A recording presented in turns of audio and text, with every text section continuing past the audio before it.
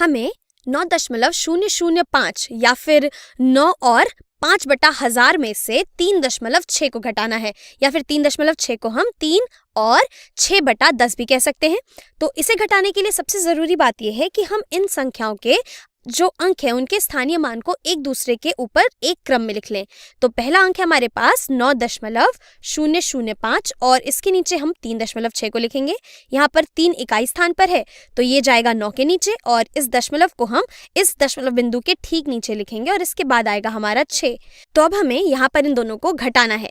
तो इसको घटाने के लिए हम यहाँ देख सकते हैं कि 3.6 में यहाँ आगे कोई भी अंक नहीं है, और हम जानते हैं कि इसके आगे हम जितने चाहे उतने शून्य लगा सकते हैं।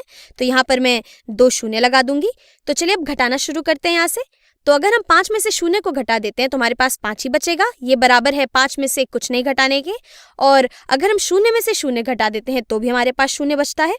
और यहाँ पर अब अगर हम इस अंक की बात करें तो अब हमें शून्य में से 6 को घटाना है, और शून्य तो एक छोटी संख्या है 6 के मुकाबले। तो क्या हम शून्य में से 6 को घटा पाएंगे? तो इसे घटाने के लिए हम यहाँ पर अपने इस आगे वाले स्थान को देखेंगे, अपने इस इकाई वाले स्थान को देखेंगे। तो हमारे पास 9 इकाइयां हैं। तो अगर 9 इकाइयों को मैं 8 और 1 इकाई ले लूं, यानी कि अगर हम यहाँ से 8 इकाई ले लेते हैं और 1 इकाई को हम यहाँ इस स्थान पे ले आते हैं तो ये कितना हो जाएगा? हम जानते हैं कि 1 इकाई बराबर होता है 10 दशांश के।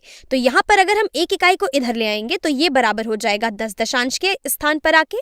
और अक्सर हम इसे कहते हैं कि हमने एक उधार ले लिया यहाँ से, लेकिन ये बस कहने की बात है। वाकई हम इस अंक को बस एक दूसरी तरीके से लिख रहे हैं। हम इस 9 में से 1 इकाई हटाकर उसे दशांश के स्थान पर लिख दे रहे हैं। ठीक है, तो अब हमारे पास यहाँ पर है 10 और इस 10 में से हमें 6 घटाना है।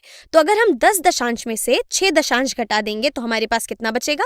हमारे पास बचेगा 4 दशांश। और इसके अलावा अब यहाँ पर हमारे पास बचा है 8। तो अगर हम 8 में से 3 घटा देते हैं तो हमारे पास बचता है 5। तो यहाँ से हम कह सकते हैं कि 9.005 में से अगर हम 3.6 घटा दें तो हमारे पास 5.405 बचता है।